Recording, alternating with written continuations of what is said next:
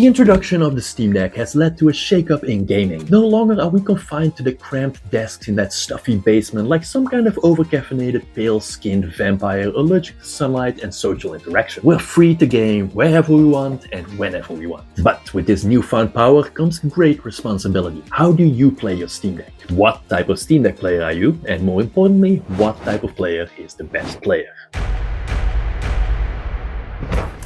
It should come as no surprise to find the Noob on number 1. We've all been there. Sometime long ago, we were all young whippersnappers with nary a game to our name, saving our precious pocket allowance to buy that one game we'd been salivating over for months. The emergence of the Steam Deck, with its low cost and reduced barrier of entry to PC gaming, hitherto a nearly insurmountable mountain for the newbie, has led to numerous noobs to enter the gaming market and try out the Steam Deck. The Steam Deck noob knows little about gaming and has likely picked up the Steam Deck after a recommendation from a friend or family member, always wanting to get into PC gaming but never knowing exactly how or when to get in. The noob now finds himself at a crossroads. On the one path, the noob starts off running, completely enveloping themselves in their newfound interests, playing games around the clock, trying different games, and maybe even trying their hand at some settings adjustments. Ultimately, however, they fail, because gaming is a marathon and the noob's stamina is lacking, and now that once glorious and beautiful Steam Deck is collecting dust.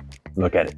What a tragedy. On the other hand, we have a noob of more moderate temperament. This noob, unlike the others, starts slow, carefully dipping its toe in the metaphorical Steam Deck waters, buying one game, playing a little, and digesting that experience, only to be slowly but inevitably be sucked into the majestic bowels of Steam Deck gaming to never be released and heard from again.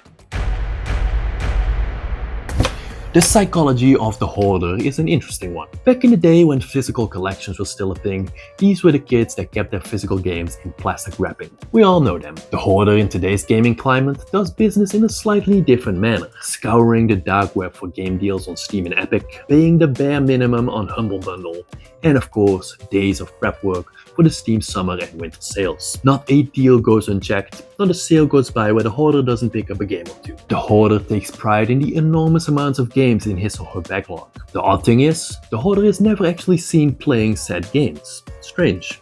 They call themselves collectors, but in today's day and age where even Steam has made it abundantly clear that we're only leasing games, that mindset doesn't add up. No, something else more nefarious is at play here. What this is, only time will tell. On the other side of the spectrum, we have the casual. We all know someone who prescribes to the casual gaming mindset. You might even be one, but not to worry, there are remedies to cure this vicious malady. Being a casual manifests itself in ways most heinous.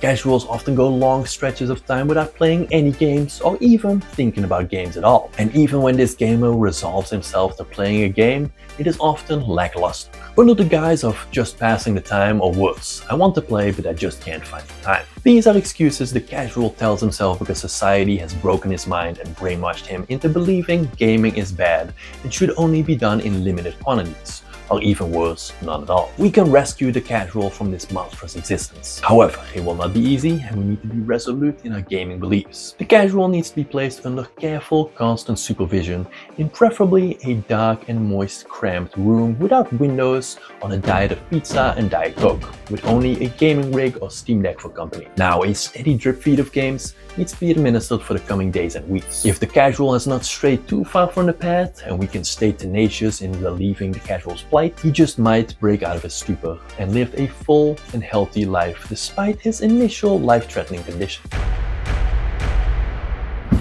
These noble beings can only be found in the wild, their natural habitat. You might find yourself on a public transport and out of the corner of your eye catch a glimpse of an explorer with her Steam Deck, or on your evening stroll in the park. Far off in the distance on a bench, you might discern another exquisite member of the explorer's tribe. Once you're aware, you'll catch glimpses of them everywhere. Be warned, however, do not startle them. The explorer is a solitary creature and there's no telling what it will do when interrupted in their questing on the go. Approach them with care and at your own peril. Often a friendly, "Is that the 1 TB special edition Steam Deck OLED you have there?" might bring them out of their shell.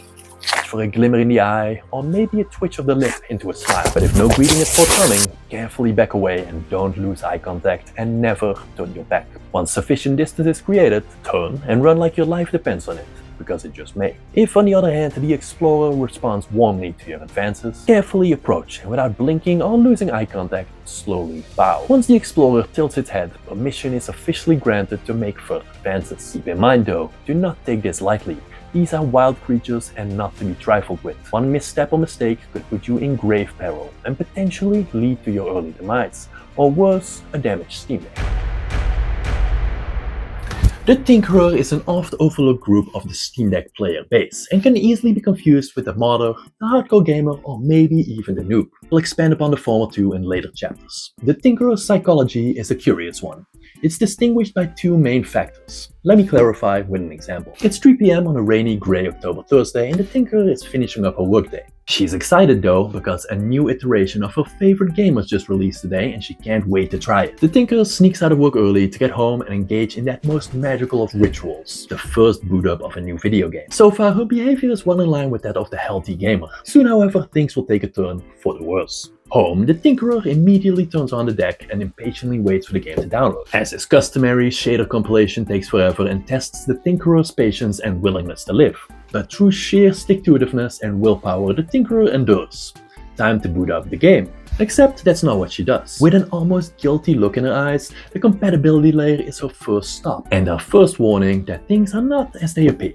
Then, when she finally arrives in-game, it's not that alluring start game button that tempts her, but the options menu, more specifically the graphical settings. This, ladies and gentlemen, is very typical behavior for the Tinkerer. It's a curious fact that the Tinkerer is rarely seen gaming, if at all. Just like the Hoarder. All the Tinkerer's time is spent in the options menu, constantly pushing and pulling between performance, graphics and battery life, min-maxing till her fingers are raw, never actually playing the game. In the rare occasion that the Tinkerer actually makes it into the game, a mere flicker in the frame time graph will send her scurrying back to the settings menu, only to start over the whole process. This is the Tinkerer's sad lot in life, bouncing between settings menus and frame rate graphs like a cat chasing a laser pointer. Since we're talking about the Tinkerer, we should also talk about the modder. In many ways, very similar, and in fact, I would call it a subcategory to the Tinkerer. Unlike the Tinkerer, the modder is happiest when he's modifying the hardware of his choice. Although it has to be said, the modder is perfectly happy tweaking game settings too. This can range from simple body modifications or SSD upgrades to more expensive upgrades like a screen.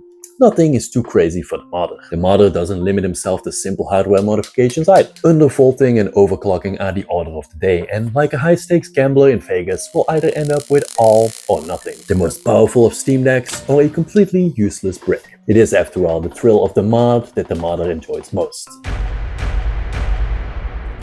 Again, jumping to the opposite side of the spectrum, we have the console to PC gamer. This is the yin to the Tinkerer's yang. Where the Tinkerer loves tweaking settings, the console gamer will wake up screaming, bathed in sweat after nightmarish visions of endless menus and incomprehensible settings that you need a PhD in computer science to decipher. In one particular study, it was found that the console gamer prefers doing laundry, homework, and even sit in heavy traffic over going into the options menu. It might come as no surprise then that the console player likes its games optimized out of the box. Any stutters and performance issues sends the console player into alternating fits of rage and bouts of uncontrollable sobbing, and a crashed game might as well be the end of the world for these gamers. Yes, the console gamer is a fickle one, and it's no surprise that Valve tailor-made its Steam verified checkmark and GUI interface for this player, as to keep wanton destruction of innocent Steam decks to a minimum. I have to admit, I have a soft spot for the I only play on handheld gamer, henceforth known as the Handhelder. If we were less open-minded, one might call this type of gamer snobby or even entitled. But we're not, and we welcome any and all gamers, except for VR players. The distinguishing characteristics of the Handhelder, as the name might suggest, is that this type of gamer, under any and all circumstances, will choose to play his games on the handheld device of his choosing. He will not stray to the more powerful consoles or even a dedicated gaming rig. No, the Handhelder derives a perverse pleasure from playing his games on devices that are only barely, or in many cases, not capable of running the games he wishes to play. Frame rates and frame time graphs mean nothing to the handheld. He scoffs at the mere notion of 60 FPS. 20 or even 15 will do. Graphics only need one setting, potato, and are meant to look like an oil painting. This adds character and charisma to the game. Games that make others pull their hair out in frustration only adds extra appeal for the handhelder. And he is proud to be playing games on the go that others would consider unplayable. Let me close with this. Were there ever to be a handheld prohibition, the handhelder would lead to resistance, rebellion, and rebuilding efforts. This is how much he loves his handheld gaming. This list wouldn't be complete without mention of the hardcore gamer. For reasons only known to the hardcore gamer, he has a terrible dislike for gaming on anything other than a dedicated hardcore gaming rig, which makes it all the more interesting that certain hardcore gamers find it necessary to torture themselves with the purchase of a Steam Deck. A plethora of eyewitness accounts will attest that the hardcore gamer has nothing but ill will against their newly purchased Steam Deck. In the mind of the hardcore, he is the pinnacle of gaming, and anything that distracts from the glory of winning his match against that 10-year-old that made him look bad in front of his perceived entourage should be taken out back to the shed. Thus, unlike the handhelder, it is impossible for the hardcore to conceive playing a game at sub 60 FPS, or for that matter, sacrifice graphical fidelity for performance. The hardcore shall have both, no matter what the cost, even if he has to smash his Steam Deck to do it. Which leaves us with one.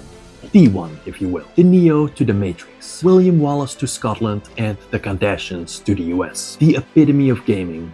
That idol that we all aspire to be, the well-rounded gamer. Rounders have aspects of all previously mentioned gamer types. They are hardcore without the need to act like a 6-year-old who needs to eat his vegetables. They tweak and mod, but get their perfect game setting at the very first try. They've achieved perfect life-to-gaming balance, yet somehow still get their necessary 10 hours a day of doctor-prescribed gaming in. They're casual, cool, play video games, and still manage to get girls. He's the James Bond of video gaming. This one's elusive. In my long and storied life, I've only ever met one such unicorn, and he opened my eyes to everything we can be.